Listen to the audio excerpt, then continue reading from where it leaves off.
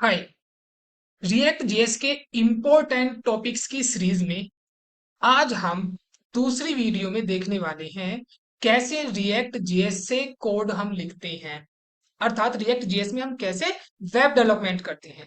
सो react JS में web development करने के लिए हमें दो चीजों की जरूरत पड़ेगी। सबसे पहले नोड जेएस और दूसरा एक फ्रेमवर्क। फ्रेमवर्क इसलिए क्योंकि रिएक्ट जेएस एक लाइब्रेरी है। उस लाइब्रेरी के साथ कोडिंग करने के लिए और एक वेब एप्लीकेशन डेवलप करने के लिए हमें किसी फ्रेमवर्क की जरूरत पड़ेगी।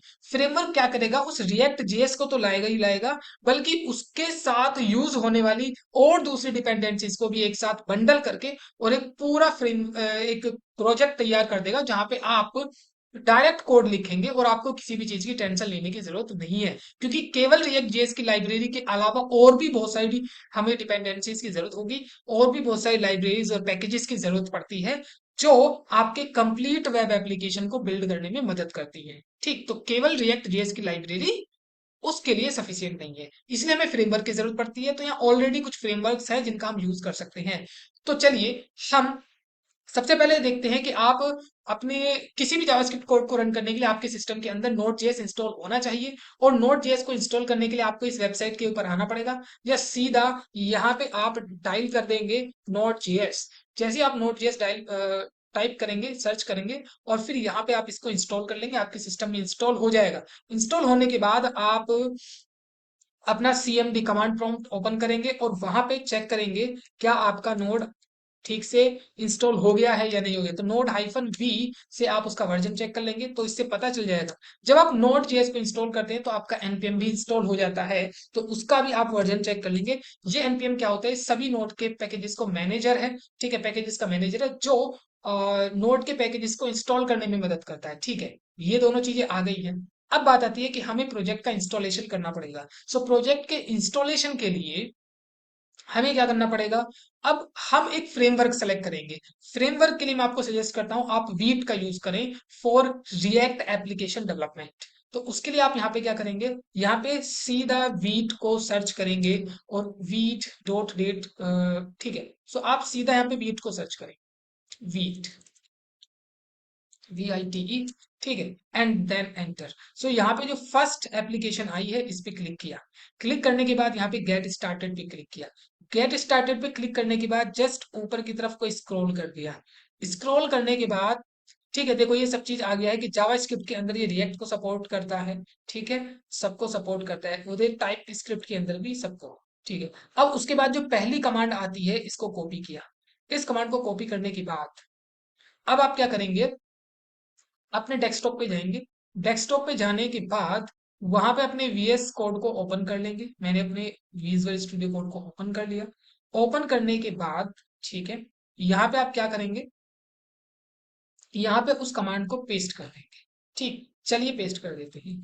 पेस्ट करने के बाद यहाँ पे क्या लिख रहा है, npm create वीट लेटेस्ट। और यहाँ पे थोड़ा सा स्पेस देके आप अपने प्रोजेक्ट का नाम भी दे सकते हैं। तो मेरे प्रोजेक्ट का नाम है my first app, first web. ठीक है, ये मेरी फर्स्ट वेब का प्रोजेक्ट है, तो मैंने ये चीज लिख दिया माई फर्स्ट वेब और जस्ट एंटर किया। जैसे एंटर करेंगे तो अब इससे रिलेटेड चीजें इंस्टॉल होंगी और ये कुछ चीजें आपसे पूछेगा। तो थोड़ा सा वेट करते हैं। ठीक, अब यहाँ पे यस कर देंगे एंड देन एंटर कर देंगे। एंटर करने के बाद यस, अब यहाँ पे आपको सेलेक्ट करना पड़ेगा फ्रेमवर्क। तो हम किसका यूज करेंगे, रिएक्ट का। थोड़ा सा नीचे आएंगे, नीचे आएंगे, रिएक्ट पे आ चुके हैं। रिएक्ट को सेलेक्ट करने के बाद एंटर कर देंगे। ठीक है, एंटर किया। अब उसके बाद आप वेरिएंट सेलेक्ट करेंगे, टाइप स्क्रिप्ट। तो हम सेलेक्ट करेंगे यहाँ पे जावा स्क्रिप्ट। तो हमने जावा स्क्रिप्ट ले लिया। ठीक है, इतना करने के बाद अब आपका वो प्रोजेक्ट बन चुका है। ठीक है, अब उस प्रोजेक्ट को करने के लिए अब आप नीचे थोड़े से इसने अपने आप इंस्ट्रक्शन दे दी है। तो इसने पहला इंस्ट्रक्शन दिया है कि आपको अभी आप ये जो आपने नया प्रोजेक्ट क्रिएट किया है ना, इस प्रोजेक्ट के बाहर है, तो आपको इस प्रोजेक्ट के अंदर आना पड़ेगा। इस प्रोजेक्ट के अंदर आने के लिए आप सीडी चेंज डायरेक्टरी और इस प्रोजेक्ट का नाम, तो पहले इसी को लिख लिया सीडी और माई फर्स्ट वेब। ठीक, एंटर किया तो अब क्या आ चुके हैं देखिएगा, यहाँ पे आप पाथ देख सकते हैं, आपने जो प्रोजेक्ट क्रिएट किया था आप उस प्रोजेक्ट के अंदर आ चुके हैं, राइट। उसके बाद इसने कहा है कि अब आपको npm इंस्टॉल करना पड़ेगा, और यदि मैं आपको ये प्रोजेक्ट दिखाऊं तो ये है वो प्रोजेक्ट, ठीक है। तो अब हमें क्या करना पड़ेगा, npm इंस्टॉल करना पड़ेगा। इसने जस्ट पैकेज डॉट जेसन बना दिया है और इसने कुछ फोल्डर स्ट्रक्चर यहाँ पे क्रिएट कर दी है, ठीक। तो अब मुझे क्या करना पड़ेगा, यहाँ पे इसने उतना काम कंप्लीट करने के बाद दूसरा हमें करना है npm इंस्टॉल। तो चलिए लिखते हैं npm इंस्टॉल। npm इंस्टॉल करने के बाद ये सभी रिक्वायर्ड पैकेजेस को इंस्टॉल कर देगा। तो मैंने कहा npm इंस्टॉल, जैसे npm इंस्टॉल किया तो अब आप यहाँ पे एक चेंज देखेंगे और यहाँ पे नोड मॉड्यूल्स नाम का एक फोल्डर क्रिएट हो जाएगा। ये माई फर्स्ट ऐप है इसके अंदर, ठीक। यस, सो इंस्टॉल होने देते हैं, थोड़ा सा टाइम लेगा तो वेट करें। आपकी इंटरनेट की स्पीड पे ये डिपेंड करता है कि कितनी जल्दी चीजें इंस्टॉल हो जाती हैं, ठीक। आई थिंक मेरा इंटरनेट थोड़ा स्लो है, सो ये थोड़ा टाइम लेगा। देगा, एक यहाँ पे नया फोल्डर क्रिएट हो गया है नोड मॉड्यूल्स। तो चलिए मैं इसको फोल्डर स्ट्रक्चर भी आपको समझा देता हूँ। यहाँ पे क्या है, रीडमी डॉट एमबी। जब आप गिटहब के ऊपर अपने प्रोजेक्ट को लाइव करेंगे तो वहां के लिए आप इसमें इंस्ट्रक्शन डाल सकते हैं प्रोजेक्ट से रिगार्डिंग, ठीक है। पैकेज डॉट जेसन क्या करेगा, जो भी पैकेज, जो भी आपका प्रोजेक्ट है उस प्रोजेक्ट के अंदर कौन कौन से पैकेजेस इंस्टॉल किए गए हैं, क्या क्या है, उसकी यहाँ पे ब्लू प्रिंट है एक प्रकार का, मतलब सारी ट्रैक रखता है, ठीक। Package dot log dot JSON बिल्कुल पैकेज डॉट जेसन का ही, लेकिन और थोड़ा यहाँ पे क्या कहते हैं डिटेल में इंफॉर्मेशन यहाँ होती है। और जो अपना ये नोड मॉड्यूल फोल्डर है, इस नोड मॉड्यूल फोल्डर के अंदर क्या हुआ कि यहाँ पे सारा एक्चुअल कोड जो है वो इसी के अंदर रहता है, ठीक है। मतलब जो अलग पैकेजेस इंस्टॉल हुए हैं ना वो सारा का सारा इस नोड मॉड्यूल्स के अंदर है। एंड पब्लिक फोल्डर के अंदर हम यहाँ पे पब्लिक फाइल्स को रखते हैं, इमेजेस हो गया, ये सब चीज इसके अंदर रखेंगे। और जो एसआरसी फोल्डर है, इस एसआरसी फोल्डर के अंदर एक्चुअली में हम अपना कोड रखते हैं। तो अपना मतलब जो डेवलपर का कोड है वो कहाँ रहेगा, एसआरसी फोल्डर के अंदर रहेगा। और इस फ्रेमवर्क का सारा कंटेंट कहाँ पे है, इसके अंदर है, नोड मॉड्यूल्स के अंदर है, ठीक है। और यहीं पे कहीं रिएक्ट की फाइल भी होगी, देख लेंगे उसको, ठीक है। ओके, सो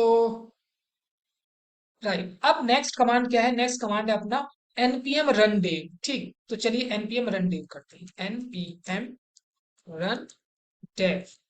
सो अब हमारा प्रोजेक्ट रेडी है इस वाले पोर्ट के ऊपर। तो आप यहाँ पे क्लिक करके, ठीक, और इसको जस्ट कॉपी कर लेंगे। कॉपी किया, कॉपी करने के बाद अपने ब्राउजर पे ओपन करेंगे इसको एंड एंटर, दैट्स इट। तो हमारा फर्स्ट प्रोजेक्ट तैयार हो चुका है, ग्रेट। और यहाँ पे आप क्लिक करेंगे तो आपका काउंट भी इंक्रीज कर रहा है। तो कॉन्ग्रेचुलेशन, हमने अपना प्रोजेक्ट का सेटअप कर लिया है। एक बार फिर से आपके पास नोड जेएस होना चाहिए और दूसरा वीट, और वीट का वो वाला कमांड पेस्ट कर देंगे, उसके नीचे जो इंस्ट्रक्शंस आएंगे उसको फॉलो करके, और बहुत ही आसान तरीके से आप वीट फ्रेमवर्क के साथ रिएक्ट की हेल्प से प्रोजेक्ट अपना बिल्ड करेंगे। और बस अब जस्ट आपको एडिट करना है, देखो इसमें लिखा हुआ है एडिट करें एसआरसी के अंदर, एप.js के अंदर। एंड अब ये क्या होता है, हॉट मॉड्यूल रिप्लेसमेंट, देखा। तो ये सब कुछ आपके फ्रेमवर्क से आता है। अब ये हॉट मॉड्यूल रिप्लेसमेंट का मतलब क्या होता है कि जैसे जैसे आप कोई भी सेव करेंगे तो वो सारे चेंजेस आपके इस प्रोजेक्ट में तुरंत रिफ्लेक्ट हो जाएंगे। समझ में आई? तो इसलिए हमें उसको सेव करना पड़ेगा, ठीक। तो मतलब प्रोजेक्ट में आप कोई भी चेंज करेंगे, यहाँ पे ये जो लिख के आ रहा है ना, प्रोजेक्ट में आप कोई भी चेंज करेंगे, चेंज करने के बाद जस्ट आपको सेव करना है, कहीं जाके कोई रिफ्रेश नहीं करना है, कहीं जाके उसको दोबारा से एग्जीक्यूट नहीं करना है। ऑटोमेटिकली वो सारे चेंजेस यहाँ पे रिफ्लेक्ट हो जाएंगे। करके दिखा दूं? दिखा दे। तो उसके लिए आपको कहाँ आना पड़ेगा, app.js के अंदर। अब आपको दिख रहा होगा यार इसमें बहुत सारे प्रोजेक्ट्स है, तो आप एक काम करें, यहाँ पे आप कंट्रोल सी कर दें। कंट्रोल सी करने के बाद आप अपने प्रोजेक्ट को बंद कर दें। किया, किया, करने के बाद इसको भी यहाँ से बंद कर दें। सारी चीजें आप अपनी सब बंद कर दें, क्योंकि अब हमारा पूरा का पूरा सेटअप हो चुका है। तो इसको भी आपने बंद किया, ठीक है। अब आप यहाँ जाएंगे अपने डैशबोर्ड पर, डैशबोर्ड पे अपने उस प्रोजेक्ट को ढूंढेंगे, जैसे ये रहा माई फर्स्ट है। इस प्रोजेक्ट पे क्लिक करेंगे, क्लिक करने के बाद दो तरीके, आप यहाँ पे डबल क्लिक किया, डबल क्लिक करने के बाद यदि आपका वीएस कोड जहां भी दिखे वहीं कर लें, और यहाँ पे open with VS, open with code, ठीक है, ओपन हो गया। और दूसरा तरीका है कि सीएमडी करके डॉट यहाँ पे आप सीएमडी लिखें। सीएमडी आपका यहाँ पे कमांड प्रॉम्प्ट ओपन हो जाएगा, और यहाँ पे आप कोड डॉट लिख के, तो यहाँ से भी आपका वीएस कोड ओपन हो जाता है। सिंपल, आपका वीएस कोड हो चुका है ओपन। अब है ये देखिएगा, ये आप अपने प्रोजेक्ट के अंदर आ चुके हैं। ठीक, तो ये फोल्डर स्ट्रक्चर आपकी बन चुकी है पैकेज नोटिफिकेशन। हमें अपना जो कोड लिखना है वो यहाँ पे लिखना है। तो चलिए इस प्रोजेक्ट को रन करते हैं। रन करने के लिए आपको कौन सी कमांड एंटर करनी है? तो आपको एंटर करना है npm रन डेव। और यदि आप इस कमांड को भूल जाएं तो आपको क्या करना है, पैकेज डॉट जेसन पे क्लिक करना है। और पैकेज डॉट जेसन पे क्लिक करने के बाद इस स्क्रिप्ट इस स्क्रिप्ट प्रॉपर्टी के अंदर आप जाके देखेंगे तो यहाँ पे डेव आपको लिख रहा होगा। और बस, सो आपको क्या करना है, npm रन और इस डेव को एंटर करना है। ठीक, सो सो npm run dev and dash enter। आपका प्रोजेक्ट इस वाले यूआरएल पे लाइव हो चुका है। एंड नाउ क्लिक इट, तो देखा, फिर से आपका प्रोजेक्ट आ चुका है। ठीक, सो HMR का मतलब होस्ट मॉड्यूल रिप्लेसमेंट। जैसे ही मैं कोई चेंज करूंगा, कहीं भी मुझे रिफ्रेश करने की जरूरत नहीं है, वो चेंज आपकी वेबसाइट पे रिफ्लेक्ट हो जाएंगे। तो चलिए वो चीज करके दिखाता हूँ। उसको देखने के लिए हम क्या करेंगे, ऐप डॉट जीएसएक्स पे पहुंचेंगे। ये जीएसएक्स क्या है, वो सारी चीजें आ जाएंगी, कवर हो जाएंगी, everything I will tell you. Okay, so यहाँ पे मैं क्या करूंगा, एक और पैराग्राफ ऐड कर दिया। और इस पैराग्राफ में मैं क्या करूंगा, अपना नाम लिख देता हूँ। ठीक है, अपना क्या, इस प्रोजेक्ट का नाम लिख देता हूँ, रिएक्ट इम्पोर्टेंट। ठीक है, रिएक्ट इंपोर्टेंट टॉपिक्स। ठीक, तो हमने यहाँ पे क्या किया, रिएक्ट इंपोर्टेंट टॉपिक्स लिखा। अभी मैंने इसको सेव नहीं किया है, अभी मैंने इसको सेव नहीं किया है। जब आप अपना ब्राउजर ओपन करेंगे तो यहाँ पे ऐसा कुछ नहीं आ रहा है। ठीक, अब मैं क्या करूंगा, मैं जस्ट इसको सेव करूंगा, कंट्रोल+S। मैंने जस्ट सेव किया, कहीं कोई रिफ्रेश नहीं किया, फिर से मैंने इस वाले कमांड को एग्जीक्यूट नहीं किया, जो ये कमांड मैंने यहाँ पे एंटर किया था ना, फिर से मैंने ये वाला कमांड एंटर नहीं किया, कुछ भी नहीं किया है। और आपके चेंजेस यहाँ पे दिख रहे हैं, रिएक्ट इंपोर्टेंट टॉपिक्स। और ऐसा क्यों हो रहा है, ऐसा इसलिए हो रहा है क्योंकि हमारे जो फ्रेमवर्क है उसके अंदर HMR पैकेज, ये वाली प्रॉपर्टी, ये वाला एल्गोरिदम एग्जीक्यूट हो रहा है, जो आपके सेव्ड चेंजेस को क्विकली रिफ्लेक्ट कर रहा है आपकी एप्लीकेशन के ऊपर। ठीक, तो भाई एक फ्रेमवर्क के अंदर न जाने और कितनी इंपॉर्टेंट चीजें होती हैं जो आपको सूटेबल कराती हैं एक एप्लीकेशन डेवलपमेंट के लिए। तो आपको इन सब चीजों की अभी टेंशन लेने की जरूरत नहीं है, क्योंकि एट द बिगिनिंग आपसे कोड करा के पूछा जाएगा, आपका प्रोजेक्ट देखा जाएगा, आपसे पूछा जाएगा कि आपने प्रोजेक्ट में ये चीज कैसे बनाई, ये चीज कैसे बनाई। डीप चीजें आपसे बड़ी कंपनीज पूछेंगी, बड़ी जगह पे डीप चीजें पूछी जा सकती है। तो वो भी चीजें आप धीरे धीरे कवर कर लेंगे। ठीक है, सो सेटअप आपको समझ में आ चुका है। एक बार फिर से क्लियर कर देता हूं ताकि नेक्स्ट वीडियो में मैं नेक्स्ट टॉपिक ही कवर करूं। सो जब आप अपना प्रोजेक्ट सेटअप करेंगे तो यहाँ पे ये फोल्डर स्ट्रक्चर ऑटोमेटिकली बन जाएगी। फोल्डर स्ट्रक्चर बनने के बाद इसको समझना जरूरी है, ये वीड से रिलेटेड कुछ कॉन्फ़िगरेशन फाइल है। ठीक है, ये इसको छेड़ने की जरूरत नहीं है, ये readme.md वाली फाइल है। तो ये सब कुछ आपका, जब आप गिटहब पे जाएंगे तो गिटहब पे अपने प्रोजेक्ट के बारे में जानकारी देने के लिए आप यहाँ पे चीजें लिख सकते हैं। तो आप चाहे इसको गायब कर सकते हैं, कुछ भी कर सकते हैं, इसके साथ कुछ भी कर सकते हैं, कोई दिक्कत नहीं है। पैकेज डॉट जेसन, हम जो भी पैकेजेस अपने अपने लिए हम यहाँ पे यूज करेंगे तो उन सभी पैकेजेस का यहाँ पे एक डायरी है ये, और इस डायरी के अंदर सब कुछ नोट होता है। तो सब कुछ डिलीट हो जाए, ये फाइल को छेड़ना मत। समझ में आई, के लिए समझ में आई, कुछ चीजें हम चेंज कर सकते हैं बट इसको छेड़ना जरूरी नहीं है। ओके, उसके बाद जो अपना नोड मॉड्यूल्स है, तो एक्चुअल कोड, जो कोड का आप अपनी इस फाइल का साइज देखेंगे जितना भी है, वो सारा का सारा इसके अंदर इंस्टॉल है। आप यदि नोड मॉड्यूल को डिलीट कर देंगे तो समझिए आपका प्रोजेक्ट बिल्कुल भी रन नहीं करेगा, क्योंकि ये जो HMR और ये सब चीज चल रही है ना, ये सब कुछ कहाँ स्टोर है, इसके अंदर स्टोर है। और हमारा कोड कहाँ स्टोर होगा, हमारा कोड जो हमारे द्वारा लिखा गया कोड है वो इस SRC फोल्डर के अंदर रखा जाएगा। पब्लिक के अंदर, पब्लिक का मतलब जो आपकी स्टैटिक फाइल्स है, इमेजेस हैं एंड कुछ डेटा वेटा है, तो ये सब चीज हम पब्लिक फोल्डर के अंदर रखेंगे। गिट इग्नोर के अंदर क्या रखा जाता है, जब हम इस प्रोजेक्ट को गिटहब पे अपलोड करेंगे तो यहाँ पे बताएंगे कि कौन कौन सी चीजों को आपको गिटहब पे नहीं भेजना है। तो हमें गिटहब पे किसको भेजना होता है, हमें गिटहब पे भेजना होता है SRC फोल्डर को, साथ ही साथ पैकेज डॉट जेसन को, साथ ही साथ इसको। हम कुछ भी ऐसी चीज नहीं भेजेंगे जो हाई वेटेज की हो। तो जैसे नोड मॉड्यूल्स, हम नोड मॉड्यूल्स को गिटहब पे नहीं भेजेंगे। राइट, तो धीरे धीरे आपको सारी चीजें पता चल जाएंगी। ग्रेट, बने रहिए वीडियो के साथ, और वीडियो को भाई लाइक सब्सक्राइब और शेयर जो भी करना है करिए, कर सकते हैं आप।